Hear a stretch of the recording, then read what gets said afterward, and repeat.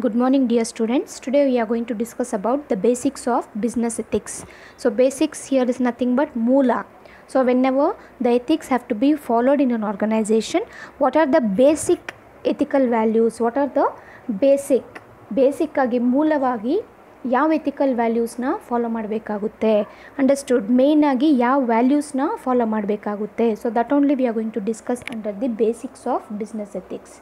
Under that, the first one will be having honesty. Honesty is nothing but pramanikate. So every company has to be honest in its actions.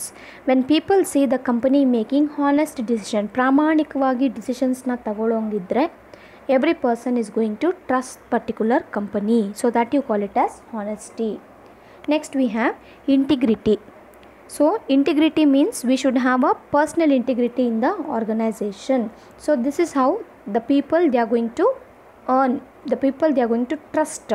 So whether the customers ಆಗಿರ್ಬೋದು, team ಆಗಿರ್ಬೋದು, superiors ಆಗಿರ್ಬೋದು, integrity ಇರಬೇಕು. So integrity means ಸಮಗ್ರತೆ ಅಂತೀವಿ, being one, understood. So ಯಾವಾಗ integrity ಆಗಿರ್ತೀವಿ ಅಂತಂದರೆ ನಮ್ಮ ಮಾರಲ್ಸು ವ್ಯಾಲ್ಯೂಸು ಸ್ಟ್ರಾಂಗ್ ಆಗಿದ್ದಾಗ will be integrated with each other. We are going to be together. Maybe the customers ಆಗಿರ್ಬೋದು, ದ ಟೀಮ್ ಆಗಿರ್ಬೋದು, ಸುಪೀರಿಯರ್ಸ್ ಆಗಿರ್ಬೋದು, that feeling should be there. The feeling of integrity should be there.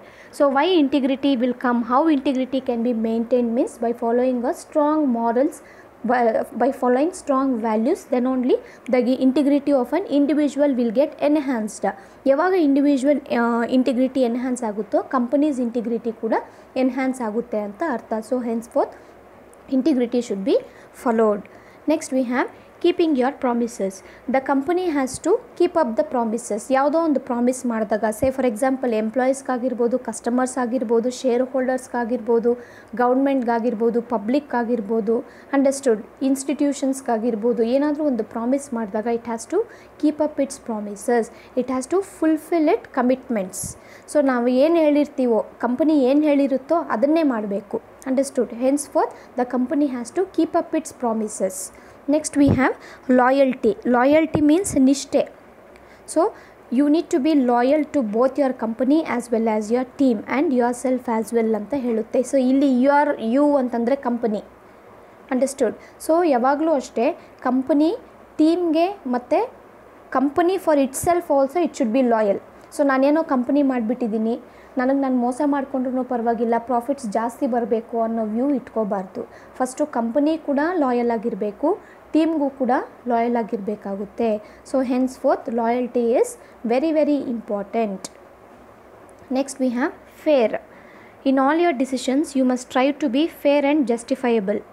Fair ಆಗಿರಬೇಕು. Fair means ಬೆಳ್ಳಗಿರೋದಲ್ಲ. Here fair means something which is true ಅಂತ ಅರ್ಥ, understood.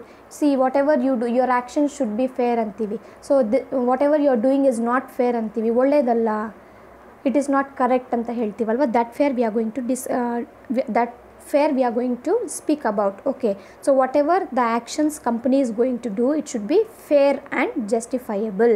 So if he is an ethical executive, he should be committed, understood. He should be committed for his work and he should be right, that is he should be fair. Employ justice in your decisions and treat all the people equally with tolerance and acceptance of diversity. In the sense, we have to treat all the people in the organization equally, fair treatment for everybody antivi, understood. And different people, group of people ಇರ್ತಾರೆ. So ಒಬ್ಬೊಬ್ಬರ mentality ಒಂದು ರೀತಿ ಇರುತ್ತೆ, ಒಬ್ಬೊಬ್ಬರು ಒಂದು ಏರಿಯಾಯಿಂದ ಬರ್ತಾರೆ, ಒಬ್ಬೊಬ್ಬರು speaking ಒಂದೊಂದು ಥರ ಇರುತ್ತೆ, ಒಬ್ಬೊಬ್ಬರ ಐಡಿಯಾಸ್ ಒಂದು ಥರ ಇರುತ್ತೆ. It is diversity.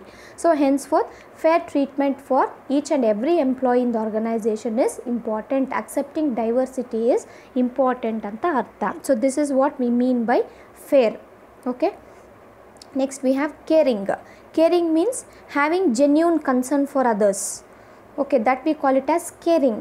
ಸೊ ಎಲ್ರಿಗೂ ಅಷ್ಟೇ, ಫಾರ್ ಸ್ಟೇಕ್ ಹೋಲ್ಡರ್ಸ್ ಆಗಿರ್ಬೋದು, ಕಸ್ಟಮರ್ಸ್ಗಾಗಿರ್ಬೋದು, ಕಂಪನೀಸ್ ಆಗಿರ್ಬೋದು, ಎಂಪ್ಲಾಯೀಸ್ ಆಗಿರ್ಬೋದು, everybody has to B deal their business activities in the manner of caring. Okay, this involves having a genuine concern. The concern should be there for others as well as sense of compassion.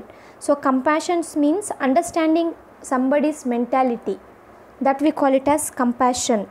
Okay, so suppose ಅವ್ರೇನಾದರೂ sad ಮೂಮೆಂಟಲ್ಲಿ ಇರ್ತಾರೆ, ಏನೋ ಅವ್ರಿಗೆ ಒಂಥರ ನೋವು ತರಿಸಿರುತ್ತೆ ಯಾವುದೋ ಒಂದು ವಿಷಯ, ಯಾಕೆ ಅವ್ರಿಗೆ ಆ ವಿಷಯ ನೋವು ತರಿಸಿದೆ, what happened, what is actually happening, that we have to understand. So that is called as compassion. So ಯಾವಾಗ ನಿಮ್ಗೆ ಅರ್ಥ ಆಗುತ್ತೆ ಅದು ಅಂತಂದರೆ, when we have care towards each and every person in the organization, we can understand their problems anta artha. So that is what the caring aspect should be there in a company. Next is respect. So treating everyone with respect is very very important in an organization. There should be an equal treatment of people regardless of who they are. Who they are means our superiors, our inferiors, your employees, our employers, ಆ concept ಇಲ್ಲ. ಯಾರಾದರೂ ಆಗಿರ್ಬೋದು, ಅವ್ರಿಗೆ respect ಕೊಡಬೇಕು. So everybody deserves their own respect, right? ಅವ್ರಿಗೆ ಆದಂಥ respect ಅನ್ನೋದು ಇರುತ್ತೆ. ಮೇ ಬಿ ಅವ್ರು ಕೂಲಿಗೆ ಹೋಗ್ಬೋದು, ಅಥವಾ IAS ಆಗಿರ್ಬೋದು, ಅಥವಾ ಇನ್ನೂ ವೆಲ್ ಸ್ಟ್ರೀಮಲ್ಲಿ ವರ್ಕ್ ಮಾಡ್ತಾ ಇರ್ಬೋದು. ಅವ್ರಿಗೆ ಆದಂಥ ರೆಸ್ಪೆಕ್ಟ್ ಅವ್ರು ಡಿಸರ್ವ್ ಮಾಡ್ತಾರೆ. Understood? We should not dominate anybody, we have to respect each and every individual. ನಮ್ಮ ಕೈಲಲ್ಲಾದರೆ ನಾವು ರೆಸ್ಪೆಕ್ಟ್ ಮಾಡಬೇಕು ಅಥವಾ ಸೈಲೆಂಟಾಗಿ ಇರಬೇಕು. But we don't have rights to disrespect somebody. Isn't it? Same in business ethics allu ashte, the company has to respect each and everybody. Understood? On the other hand, employees kuda respect kodbeku. ಅದು ಬಂದ್ಬಿಟ್ಟು professional ಎಥಿಕ್ಸಲ್ಲಿ ಬರುತ್ತೆ. As an employee ಯಾವಾಗಲೂ ಕಂಪ್ನಿನೇ respect ಕೊಡಬೇಕಾ, employees respect ಕೊಡಬಾರ್ದಾ ಅಂತಂದರೆ, everybody has to respect. Understood? That is called as respect here. Next we have obeying the law. An ethical executive has to obey the laws. He should never break the rules and regulations surrounded by the business activities. ಯಾವುದೇ rules and ರೆಗ್ಯುಲೇಷನ್ಸ್ನ break ಮಾಡಬಾರ್ದು. he has to obey the law ಅಂತ ಅರ್ಥ. Next we have excellence. Being ethical in business is always about pursuing excellence in everything you do. So ನಾವು ಯಾವುದೇ ಕೆಲಸ ಮಾಡಬೇಕಾದ್ರೂ ಅದರಲ್ಲಿ excellence ತೆಗಿಬೇಕು. So means if we wanted to do that work in a perfect manner means we have to do it in an ethical way, not doing it in an ethical way in order to achieve something. ಏನೋ profits ಮಾಡಬೇಕು ಆ ರೀತಿ ಬೇಕಾಗಿಲ್ಲ. We have to take out excellence. ಆ knowledge ಅನ್ನೋದು ನಮಗೆ ಬರಬೇಕು, ಆ ಎಕ್ಸಲೆನ್ಸ್ ಅನ್ನೋದು ನಾವು ಗೇನ್ ಮಾಡಬೇಕು ಅಂತ ಅರ್ಥ. Next we have being a leader. So being a leader, every person in an organization, he has to demonstrate the principles and ethics to the team. Understood? Leader ಒಬ್ಬರಿಂದನೇ ಸಾಧ್ಯ. ಆ ಎಥಿಕ್ಸ್ನ, ಬಿಸ್ನೆಸ್ ಎಥಿಕ್ಸ್ನ ಟೀಮ್ ಮೆಂಬರ್ಸ್ಗೆ implement ಮಾಡಬೇಕು ಅಂತಂದರೆ it is only with the help of a leader only. He has to demonstrate, he has to explain about the ethics or as well as the principles in the organization, and he has to take an active role in the organization. He has to be positive role model for his team anta artha. So this forms one of the basic things of a business ethics. Next we have morale. Morale means like what to say, feeling of oneness anta ಕರಿತೀವಿ. So this teams moral is high.